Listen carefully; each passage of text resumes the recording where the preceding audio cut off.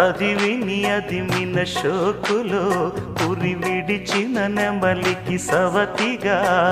నిన్నే నావి పెదవులు అవి నేడై నాయి మధువులు రెండు నాయి తనువులు అవి రేపవ్వాలి మనువులు వస్తా వలచి వస్తా మనకు ముదిరెను ముచ్చట అబ్బని తీయని దెబ్బ ఎంత కమ్మగా ఉంది రోయప్ప అమ్మ నీనున్న నీ బుగ్గ ఎంత లేతగా ఉన్నదే మొగ్గ పురుషుల